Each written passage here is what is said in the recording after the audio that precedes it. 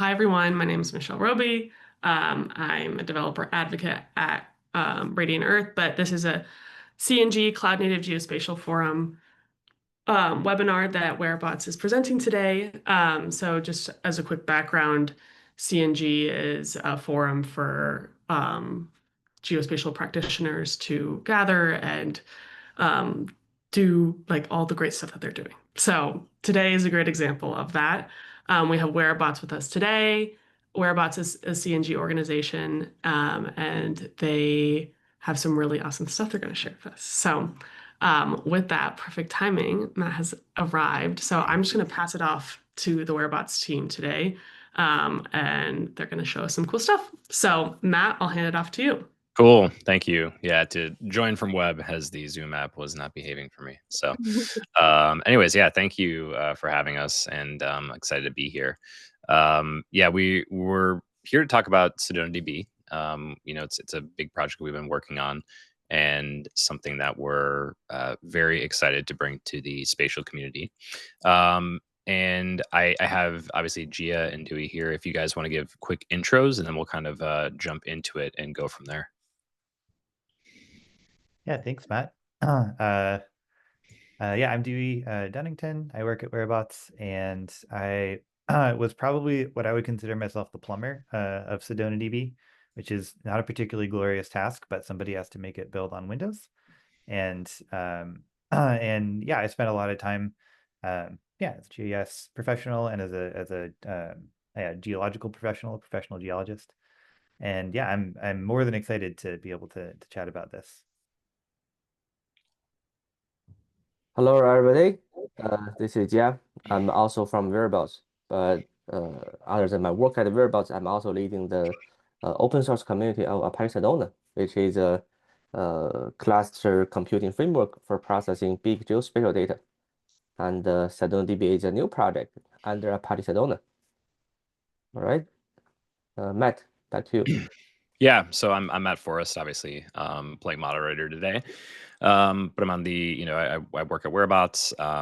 I've had a good chance to play around with SedonaDB, which is really exciting. And yeah, I'm a member of the CNG editorial board as well. So I'm happy to be here and kind of help host and kind of guide us through our event today. So I wanted to start with the question of why what is SedonaDB? What makes it fundamentally different than some of the engines that are out there? And I think that was one thing that I noticed when we talked about it, shared the announcement, that there was immediate is kind of like, okay, how does this fit in again amongst other systems, even like Apache Sedona or DuckDB or GeoPandas or some of the things like that. Fundamentally, what makes SedonaDB different, and what were the goals of the project when we started out?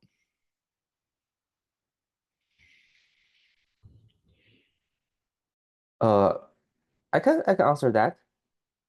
So I think first of all, so why we do that, right? So Sedona has been a project out there for like 10 years, right? Starting from 2015. And lots of people love Sedona, and it has monthly downloads over 2 million, right? It is crazy. But we noticed there's a big problem with Sedona, Apache Sedona, is that it is really hard to install, right? So like every time we want to use Sedona, you need to figure out a Docker container, you need to figure out a cloud environment, you need to have hundreds of machines, and need to connect those machines together, right? It's so hard. So, but in many of the cases that like if you want to try something for your geospatial data, you just want to install something quick and give it a try on your laptop, right? And you want a quick installation, easy installation for that. And secondly, in addition to the installation thing, right? Apache Sedona is great, but when it comes to really small data set, it suffers from the overhead of task scheduling a distributed environment, and also like fault tolerance, all this kind of thing that was designed for handle large scale data, right? So for small data set, this thing, it gives you lots of overhead. So you don't have a really good performance when on small data set if you use Sedona, right? So given these two problems, that actually motivates us to develop a single node framework, single node geospatial databases like SedonaDB. So that is really easy to install, and that is small and sweet, and for to install on laptop, and really good at handle small and the medium data set, right? And another thing that is really important for SedonaDB is that it is treating geospatial data as a first-class citizen. So what do we mean by that? So first of all, it has, of course, lots of geospatial functionalities, right? Right now, it has many ST functions as what we already have in Sedona Spark and other spatial databases, right? You can see it has lots of spatial functions, and we plan to add more and more spatial functions. So the coverage is definitely a thing. But most importantly, we treat performance and we take good care of spatial data, right? So that means we have really good performance when it comes to really complicated spatial queries like spatial join. And we take good care of spatial data because, for example, we treat CRS very carefully, right? I will leave that part to Dewey to give you very detailed explanation about like what's going on inside SedonaDB and why we can take good care of that. Yeah, yeah, it's true that I'm yeah, very finicky about CRSs. I spent a lot of time trying to keep track of them, and so they're near and dear to my heart. It's funny to hear Gia talk about small data sets because Gia, it was the creator of GeoSpark and Apache Sedona. And what Gia calls a small data set is actually not really actually a small data set. Um, and like from my perspective, and Gia and I are like, I really enjoyed working with Gia on this project because he comes from this huge angle. Like he's like, we have this huge data thing, but like we want to process these small data sets better. And I come from this from like working in our spatial land and with GeoPandas. And a small data set there has a much different connotation. Like we're talking about 1,000 polygons. That's small.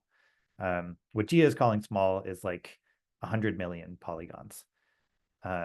And those are things that are actually very difficult to deal with when you're dealing with the existing tools that get spatial right. And like there are some great tools that get spatial right, and they're built by some of the best people and some of the best academics and programmers around. SF in our spatial land, GeoPandas are absolutely amazing pieces of software that go bend over backward to make sure that they're doing the right thing. They were built by spatial professionals.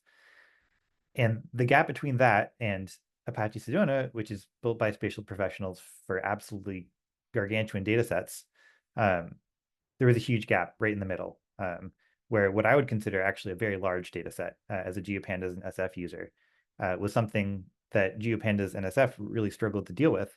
And there was you had to constantly build these workarounds to like, okay, I want to use all the cores on my CPU. Like, am I going to use Dask? Am I going to use multiprocessing? Am I going to try and use threads?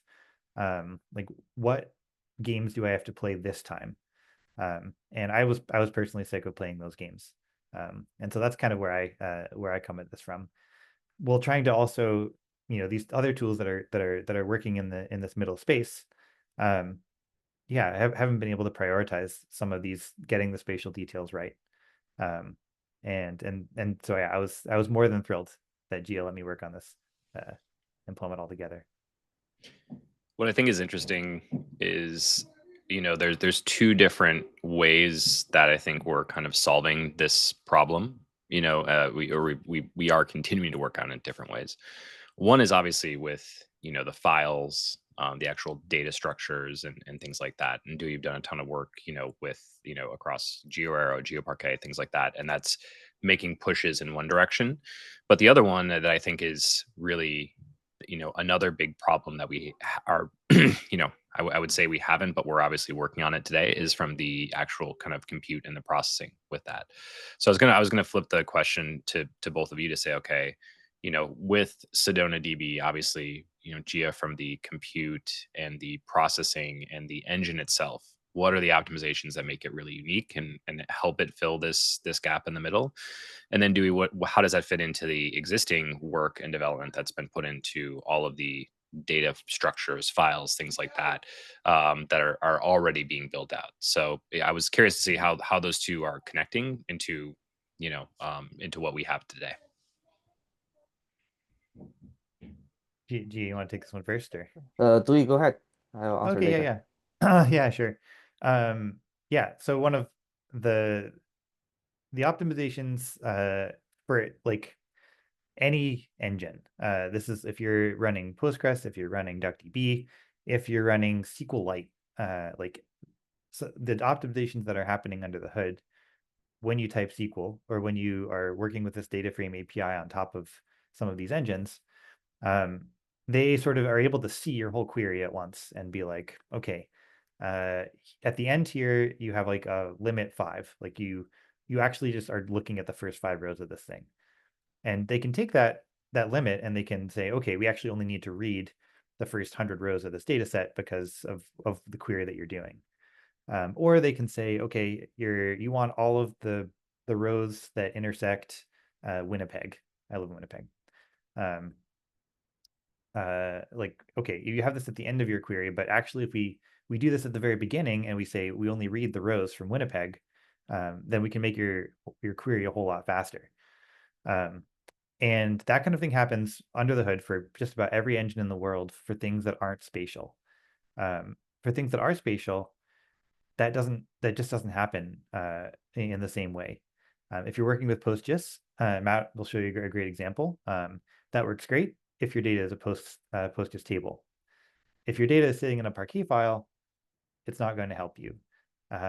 And the ability to insert some of those optimizations, and like we inserted a few. This is one of the ones that I worked on. Then you need to like reach pretty deeply into the engine. And yeah, people weren't able to prioritize that because it was hard to do. And so we wanted to write an engine that it was, easy for us to implement it for one, but also easy for contributors to say, oh, here's this other spatial optimization that you can do. If you know that you're buffering this object, you actually even know that what the bounding box of that is. And that kind of thing is, it's difficult to integrate into other engines. And we just noticed that they weren't doing it. So yeah, that's what I was kind of excited about, is the ability to like leverage like decades of database research and just apply it to these very simple problems. Great. Yeah. So I'd like to add a little bit more details to what we just said, right? So when we design SedonaDB, we pay close attention to every single component or every single overhead incurred in the database, right? For example, so for the serialization, right? So we actually have nearly zero serialization overhead in SedonaDB. So we read the data directly from GeoParquet, and we treat GeoParquet and WKV binary as a first-class citizen. So basically, if you use data from this kind of well-known binary format, we read it and we no longer touch that. We're no longer paying the extra cost to serialize or deserialize data whatsoever. And another big part of that is we also pay close attention to the query optimization, for example, so that whenever you have a very complex spatial query that involves, say, multiple spatial joins, some spatial filters, and the aggregation altogether in a complex query, right? So what we do is that we have a very well-designed query optimizer in SedonaDB that is performing 2 phases of optimization. The first one is the heuristic optimization, and the second one is the cost optimization. It actually automatically chooses the best query algorithm for this particular query. And for most of the analytics engines or analytics queries, the query optimization part plays a big role in the query execution. If you choose a wrong query plan, the performance difference is going to be orders of magnitude. So those are some secret sauce we have in SedonaDB. Not so secret. You can read the source code. Yes, exactly. Yeah, well, it's a unsecret secret sauce. There you go. As I'm sure many people have checked this out and taken a look at that. One of the initial things you're going to notice is just a major improvement in sort of speed, right? I think that's one big piece here that was really interesting to me, but also sort of like developer experience and stuff like that. Just in terms of simplicity, treating the data, especially with some of the spatial components that we all work with. Just simply like projection, stuff like that, and even the little things that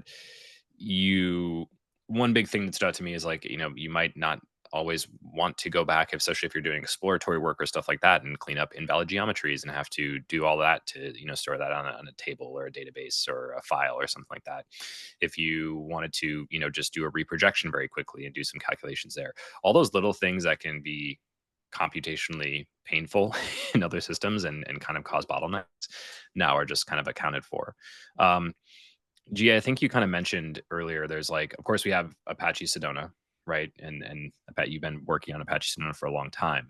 And then, SedonaDB. Can you just kind of talk a little bit about the differences and, how they are different, but how they can also work together, how people can use them in different methods and parity and stuff like that, and kind of why does this kind of not just, it's not a different thing, but it actually improves the whole ecosystem as a whole. Yeah, exactly. That's a really, really good question. So basically, SedonaDB and Sedona Spark are the traditional original Apache Sedona. So they don't compete with each other. Instead, they complement each other, right? So they basically work together. So for example, if you have super big data set, you can actually choose Sedona Spark, and you can use that on AWS EMR Cloud, and you can do all sorts of large-scale spatial drawing, ETL, data manipulation on the data. Use Sedona. But if you have very small data set, and you can actually use SedonaDB on your laptop, and you can directly install that through one line of pip install. It will be there, right?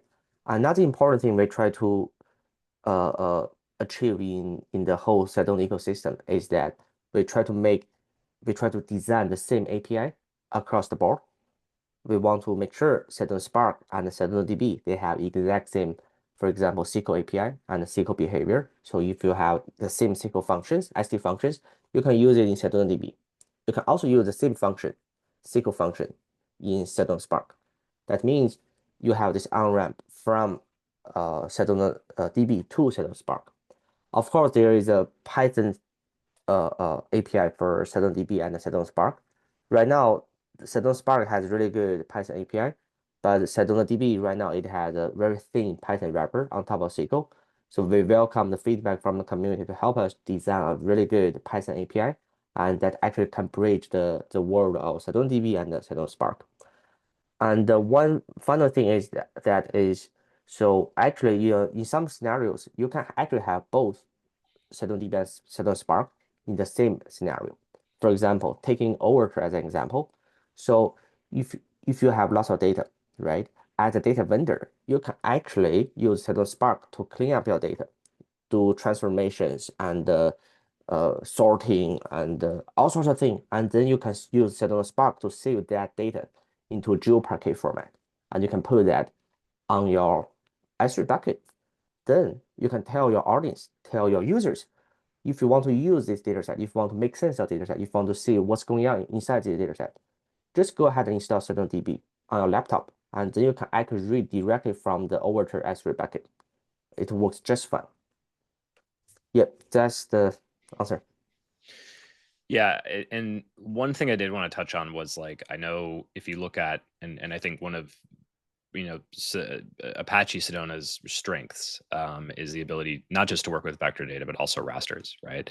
It has that fully kind of built out capability to work with them individually, just as vectors or just as rasters, or combine and do many different things like zonal stats and many more.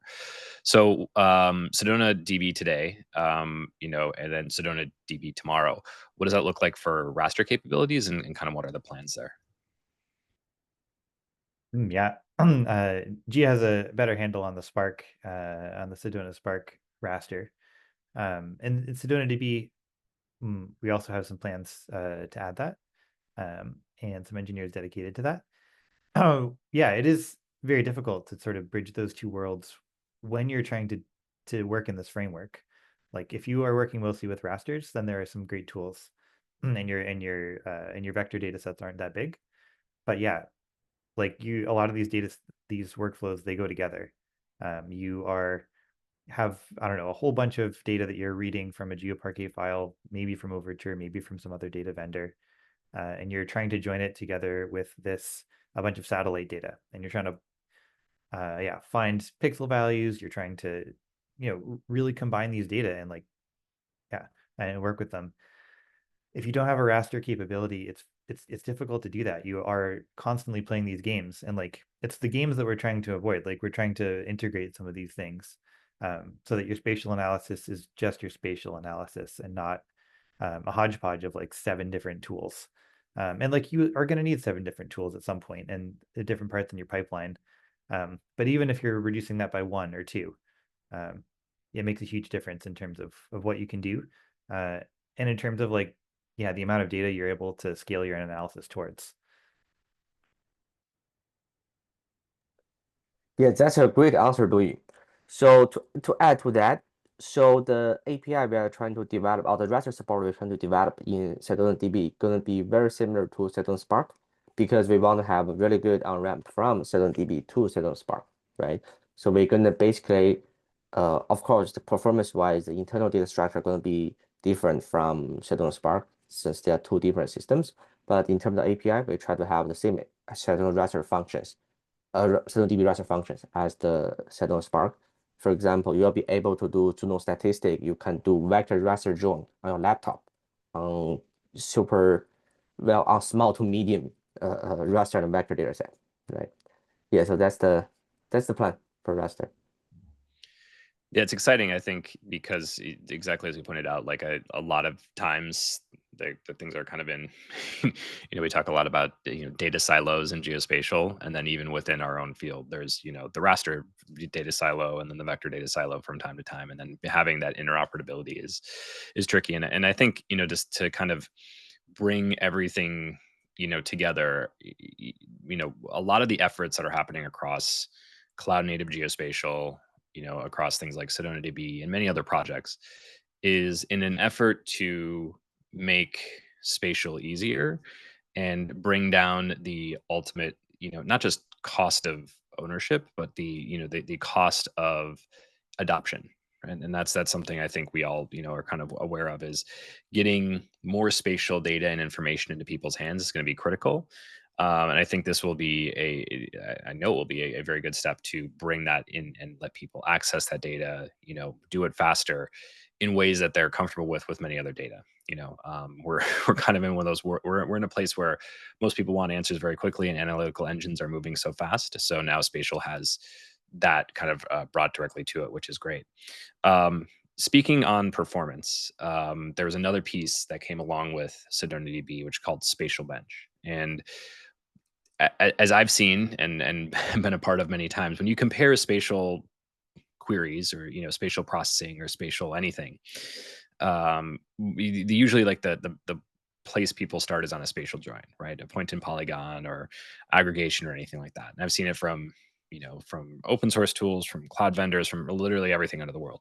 And in the just non-spatial database world, there's very clear benchmarks and tests and things like that have existed for a long time. And we really haven't had that, but it's also going beyond that to understand some of the more complex spatial queries and spatial processing that needs to take place. And that's always been something I'm interested in, is to say, well, once you get past the point in polygon, how can you do some of these more advanced operations and that are really critical to understanding how different things work. And that's been something I've been interested in, and doing that. But let's talk a little bit about SpatialBench and kind of understand what's inside of that, and how people can start to use that as a reference point, and also reproduce the results for themselves. So Gio's going to kick it over to you to talk about that. Sure. Let me share my screen. Can you guys see my screen? Cool. Yeah, so I have a few slides today to talk about Apache Sedona SpatialBench. So actually, about a week ago, so when we announced SedonaDB, we also announced SpatialBench, the first release of SpatialBench. So SpatialBench, same as SedonaDB, is a sub-project under Apache Sedona. So what is that? So SpatialBench is a benchmark for assessing geospatial SQL analytics query engine performance. So it is a sub-project of Sedona. It is under Apache Sedona and the Apache Software Foundation. It is open source, but most importantly, it is also open governance, meaning that you can actually participate and contribute and help managing this project yourself, instead of listening to some other benchmark and cannot participate. Cool. So why we do that? So why we actually spend time developing a spatial bench, right? So first of all, so when we design and develop SedonaDB, we found that we actually need a benchmark to evaluate performance of SedonaDB. Secondly, we also noticed that not only we need to develop a benchmark or evaluate the performance of SedonaDB, right? There are many, many other engines or many other folks in the industry or in the geospatial industry. They also want to evaluate performance across engines, right? So that motivates us to, okay, we need to actually develop a reproducible benchmark to help this industry to improve the overall expectation or improve the engine performance, right? So there are a couple goals when we develop SpatialBench, as you see from the slides here. So first of all, reproducibility, right?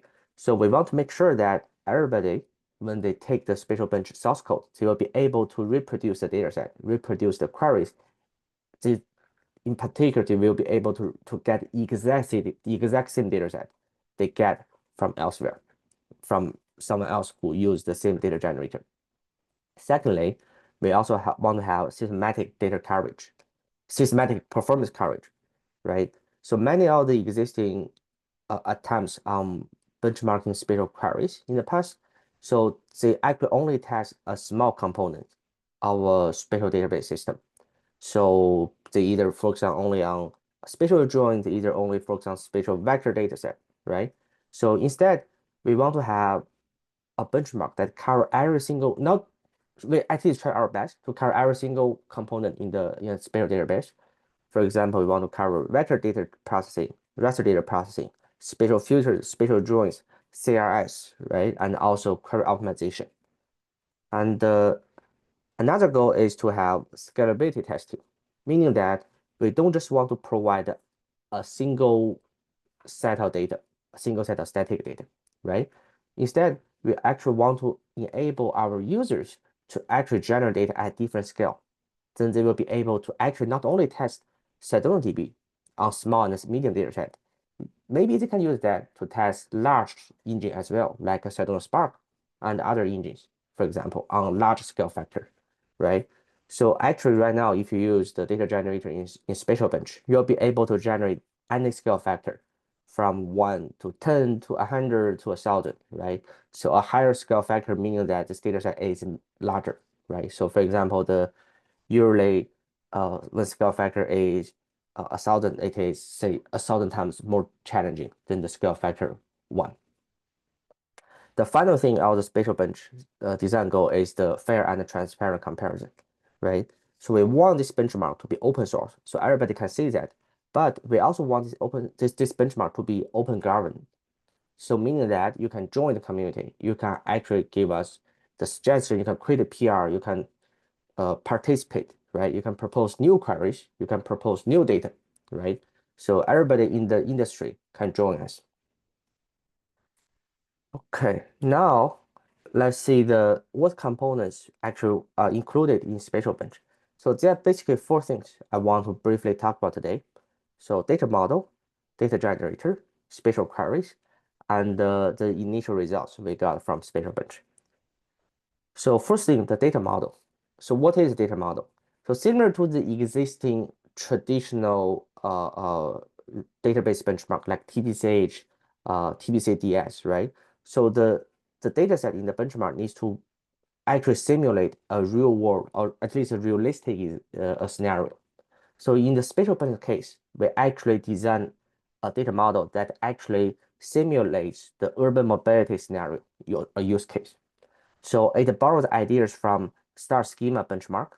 So Star Schema benchmark is a simplified version of the TBCH benchmark. And it also borrows ideas or characteristics of the data from New York City taxi dataset, right? So basically, as you can see from the diagram on your left, so SpatialBench is a benchmark that has 6 tables involved. So among the 6 tables, the largest table is the table called trip table. So in some cases, people also call it fact table because it has lots of sort of dynamic data like trips. As you see here, it has many columns, and in particular, there are 2 spatial columns inside. So they are called pickup location and drop-off location. And there are two other fact tables, buildings and zones. So the buildings are the shapes of all the buildings across the world, right? So the red color column is the boundary. So that's a spatial column, geometry data type. It is the boundary of buildings. And another table is a zone table. So the zone table is basically the boundaries of the administrative boundaries, like city boundaries, country boundaries, right? State boundaries, right? So those are the polygon boundaries. So and the trip buildings and zones, those are the three trip tables. And you can also see here in the trip table, right? It also says how the size or how the cardinality of the trip table is associated with the scale factor. That means if you can see here, if you have a large scale factor, you can end up having a large trip table, for example. In addition to that, so there are a few what we call dimension tables. So the customer table, driver table, and the vehicle tables. So the three tables are actually referenced by the trip table, right? So you have the customer table, customer key, driver key, and the vehicle key in the trip table. So that's the data model. Now let's take a look at the data generator. So how we generate the data set. So basically the data generator we provide, it can generate all the six tables we mentioned before in Parquet file format by default. But of course, you can take those Parquet files, you can convert all those Parquet files to CSV. There's no problem, right? But by default, we just generate that in Parquet file since that is the probably most cloud native data formats people use nowadays. And also there is a geographic coverage, right? So in the data generator, we try to generate data within the bounding boxes, as you see here. We try to have data in North America, South America, Europe, and Asia as well. So sort of simulate the global coverage of the data set. And in addition to that, we also want to simulate the spatial skewness of the data. Most of spatial data, as you already know, they're not uniformly distributed in the world, right? So they're usually centered around a certain cities, a certain regions on the map, so that we also want to simulate that kind of skewness in our data set. So in the data generator, we also offer different options for that. So we have, for example, uniform distribution, normal distribution, diagonal distribution, Thomas distribution. So many options for you, right? Of course, by default, we choose one distribution so that make sure that the data is reproducible, right? But if you want something else, you can also generate a different distribution for that. And the queries, right? So in addition to the data model and the data set itself, we also generate 12 queries. So those 12 queries are well designed, are well crafted, and they're designed to cover or test different components of a spatial database. So we categorize this to two groups. So the first group, I would say it is sort of simpler, right? It mostly covers spatial filters or spatial range queries, sortings, and aggregation. The second group is a bit more complicated. For example, query 7 to query 12. So they are mostly focusing on complex spatial joins, multi-table spatial joins, k-nearest neighbor joins, and complex geometric computation. So taking two query as an example, the query 2 and the query 11. So query 2 is actually a simple spatial filter queries, right? It basically filters the spatial queries in the Arizona Coconino County, which is the county where Sedona locates. And this query seems simple, but in fact, their engines cannot handle this pretty well, because if you look at the query here, the spatial filter is actually inside a subquery, right? Some engine actually does not optimize for this. Some engine have a hard time actually optimize this as a really spatial filter query. And another example is the query 11. So the query 11 is actually a very complicated spatial join query. So it is a join query between the zone table, which are the polygons of administrative boundaries, and also the pickup locations, pointing polygon queries. And yeah, this is a spatial join. And here are the initial results we got from SpatialBench, right? So we run SpatialBench scale factor 1 and 10, the 12 queries, on 3 spatial software, SedonaDB, DuckDB, and the GeoPandas, right? So we actually put the numbers also on the SpatialBench website. So as you can see from here, so SedonaDB shows balanced performance on all queries from scale factor 1 to scale factor 10, right? And the DuckDB also has excellent performance. It has really great performance on spatial aggregation and a good performance on spatial filters and the geometric operations as well. But it is having trouble on spatial joins and nearest neighbor join queries. And the GeoPandas is also widely used in the Python ecosystem. People love that, and we also love GeoPandas. However, GeoPandas only works with single core. It is Python, so that means you need to have some sort of manual optimization. You need to write the optimized code yourself. And also, GeoPandas only works with a single CPU core. You need additional help to make it to improve or increase the parallelism of the queries. And finally, as you know, SpatialBench is open source, and the data, we actually also generate data ourselves, and we put the data set of scale factor 110 on a public S3 bucket, which is the path of those data is available on the SpatialBench website. And you can try it yourself. You can try any spatial software you have on those data set, and you can also report a performance result to SpatialBench. And we're also working on SpatialBench 0.2. And in Spatial 0.2, there are 2 things we want to include. First of all, we want to include the raster data benchmark, raster data generation, and the raster queries. And finally, we also want to have spatial data ordering in GeoParquet. So the Parquet file we generate in SpatialBench 0.1, it does not have spatial data sorting, right? So that means it does not actually show the spatial filter performance. Everybody has same, basically if you use GeoParquet, every group has basically same bounding box, right? So we want to improve that in the SpatialBench 0.2. All right, that's all I have for SpatialBench today. Back to you, Matt.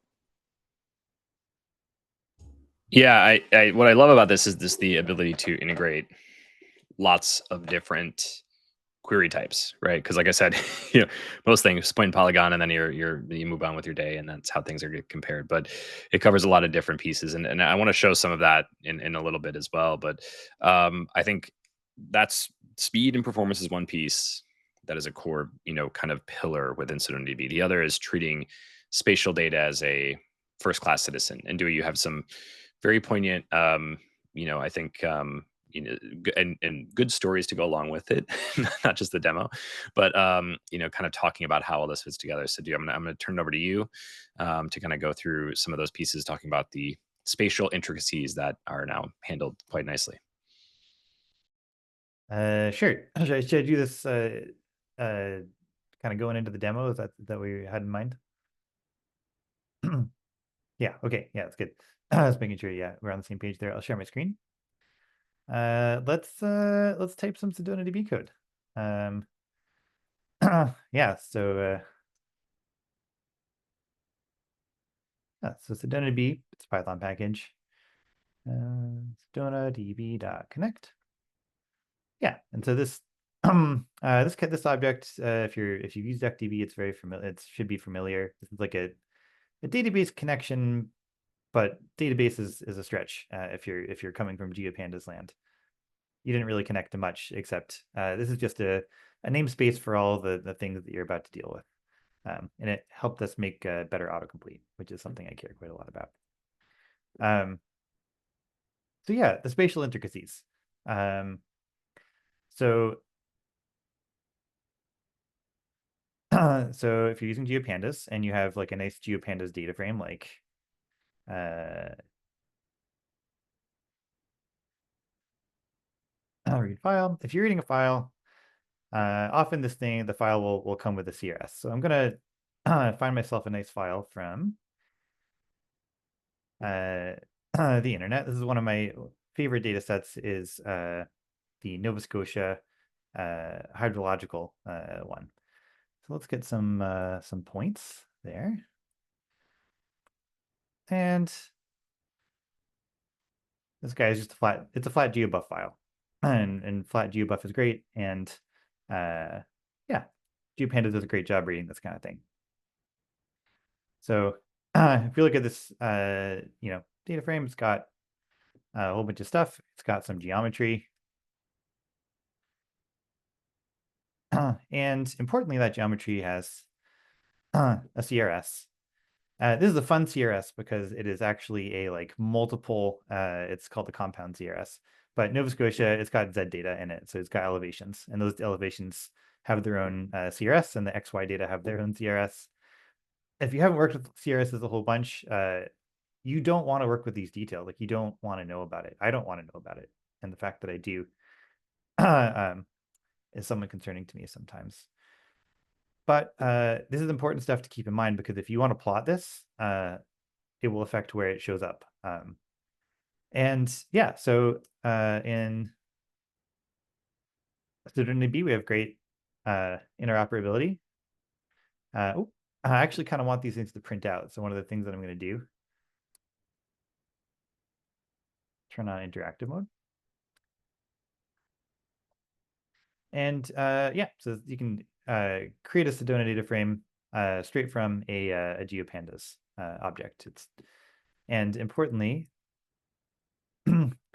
the CRS shows up in our the CRS shows up in our geometry column. So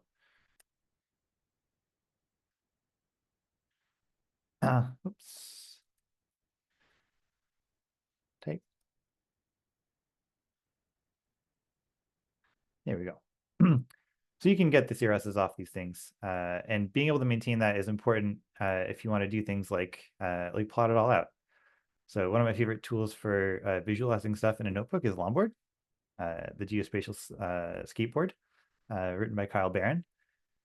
And Longboard can visualize stuff. It can visualize a GeoPandas data frame, all the stuff. Plots in Nova Scotia, which is where you want it to plot. It is Nova Scotian data. And the reason they can plot in Nova Scotia on this nice map is 100% because Longboard understands CRSs. And so if you want to pull that through here, pull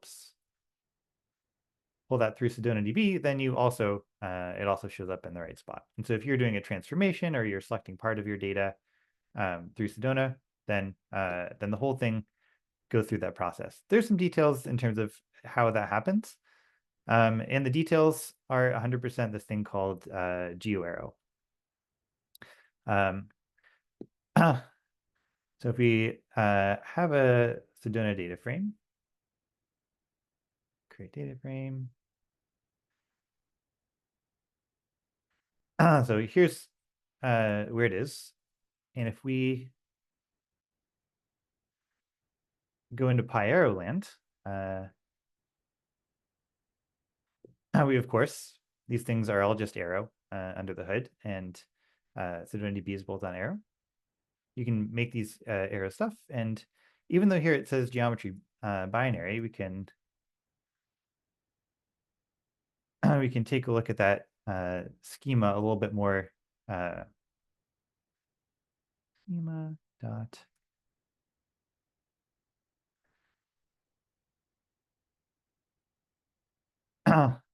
Yeah, and so when this all pipes through, when it shows up as in PyArrow land, one of the things that it can do is actually propagate that information. So, yeah, the details on this are largely really about the ability to get that spatial information all the way through. And that is something that I worked pretty hard on from the GeoArrow, like the arrow specification that we're leveraging, and from GeoParquet to make sure that in GeoParquet can also express this, and also to the new Parquet standard and the new Iceberg standard, which can also express this stuff and get it to plot in all the right spot. Anyway, it was quite a lot of work. This is like a very sort of condensed version of that. But yeah, it's one of the things that I was excited about, and one of the reasons that we really chose to include this from the ground up, to build this from the ground up. We needed the stuff to be considered pretty much everywhere, and it was important.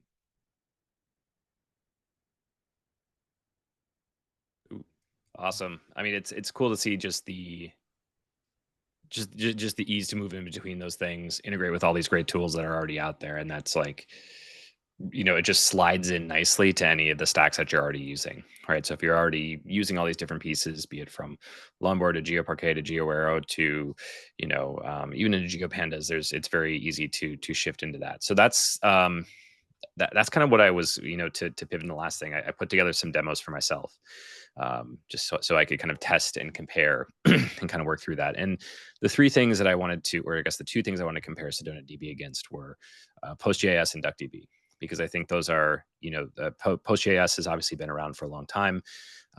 It's has a wealth of spatial functionality in it. And it's kind of been one of those choices that people have made for many years.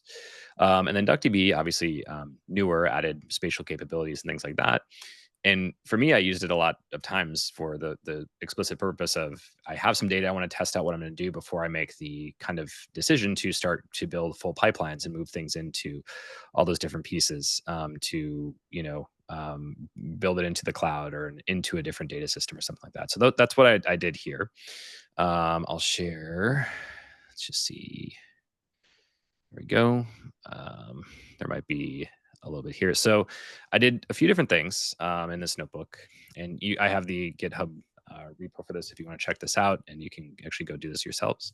But basically, easy to import. I wanted to use just spatial files. This is some data that I had that from New York City Open Data, which is it's funny how I think we always tend to bring in data that we know in areas we work with.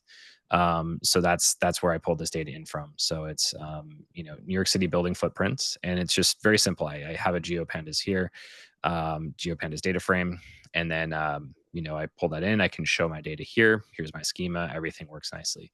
So I did that with a few other data sets. That's the fire hydrants data set, all the fire hydrants in New York City, all the neighborhoods. There's a specific file I use for this that has like very more detailed neighborhoods rather than what the New York City defines. And then the census block groups. So then all I needed to do was just register them as views in my database, and that was very easy. And then I can start writing SQL against that. So I did a few different things here, and I'll show the results kind of at the end of this. But I did a spatial join, which is just count the number of buildings using instead of points, these are polygons in each neighborhood. I actually wanted to do a distance calculation, so how many fire hydrants are within 200 meters of each building here. And what's nice is I can just do the transformation on the fly. These are in I think some data is in 4326 and some is in 2263, which is like the Long Island planar. So you can check those out. And then area weighted interpolation is another one I love to test, just because it's, there's a lot of computational heaviness happening here. So you're creating a buffer. For people who aren't familiar with this, basically I want to count the number of people within 800 meters of each building. But I want to clip the polygon to say if there's 100 people in the polygon and half of it falls in, I only want to count 50 people. So it's using that area as a metric to kind of weight what's inside of that. So what I'm doing here is creating an intersection. Matt, are you sharing the screen? It should be, yeah. No, I didn't see a screen. Oh, did I? Somehow I turned it off. Here, can you guys see my screen now? Yes. Okay. So there's a ST intersection here, doing with the buffer and then the transformation. So and then I can just divide that by the whole area of the census polygon. So that's what is happening here. And then the last one is the KNN join. And what I think is really important to point out here is just this is all wrapped in a simple function rather than some of the code you can write in later areas. So similarly, within DuckDB, I had to load my extensions. I can read the file types. Everything's good here. And then I'm using stread as a function, as just the ability to read that as a pure spatial file. So it's not with Parquet or anything like that, because a lot of times you're going to want to read the files directly and go from there. So this is a ST intersection here, all the same queries and stuff like that. So to go down to the bottom to see all the results, you can kind of see here how for that spatial join, SedonaDB was 0.45 seconds, DuckDB 49 seconds, 1.5 seconds for the distance join, SedonaDB 8.5 seconds, 93 seconds, and then for the KNN join, which is incredibly fast, DuckDB had a timeout error here. And I did the same thing with PostGIS, but I really tried to optimize as much as I could in PostGIS. So I added, loaded the tables in. I added specific geometry columns for each projection type. And then I added a spatial index on each column. And then I even validated geometries because there were some invalid geometries that came through. So these are the queries here. And you can kind of compare the different types here. So this is for the distance join. That was 22 seconds. The building counts in polygons, 19 seconds. This is for the area weight interpolation, 38 seconds, and then 105 seconds here for the k nearest neighbor join. So all that said, it's just kind of understanding which tools you want for which kind of component of the step. PostGIS has a lot of great things that you can bring into it, but you have the step of loading the data in, to take all these files, load them into the database, do all these other optimizations, and then get to the queries there. And then DuckDB, I think, has a lot of advantages in different places too. Like, it's very good for non-spatial data types and all these different. There's a lot of extra functionality that comes with it. But when we're purely focused on the spatial component, SedonaDB, I think, stands out, and that's what I was, kind of hoping to show with that demo. So, I think we've done quite a bit of talking here, and I just wanted to see if there was time for questions. I think there's some in the Q&A, and then we can talk through some in the chat. So I'm going to go through each. I think we answered this one, which was, the can it handle raster data? Well, it's coming soon. So that's one thing we wanted to discuss there. And then there's another one. How can SedonaDB be extended? Which programming languages are supported for developing extensions and building solutions or products around it? So I'll kick that off to G or Dewey if either of you want to kind of answer that. Yeah, happy to take that. So yeah, you can extend it. We have our various pieces of this stack are implemented in Rust and Python and R and C. So you can actually extend it in any of those ways. We didn't expose all of those extension points in the first version. We were kind of focused on getting it out there.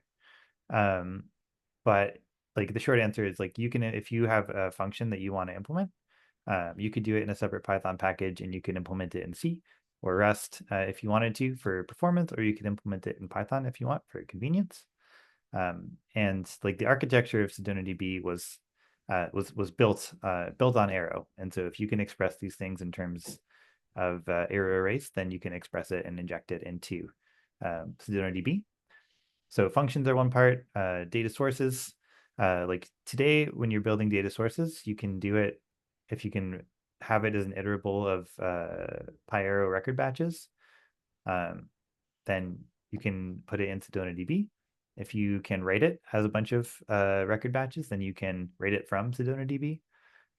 So Arrow is really the language that we're working with, and Arrow has bindings everywhere and has a C API too that we leverage to do that in separate Python packages. So it was very important to me that I didn't have to build everything into SedonaDB.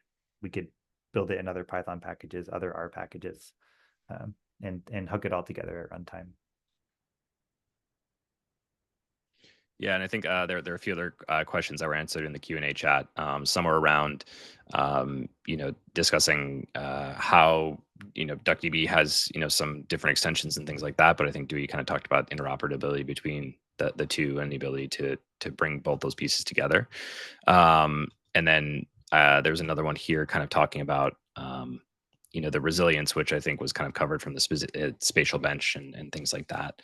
If there are any other questions, feel free to pop those into the Q&A or the chat. I'm kind of trying to keep an eye on both here.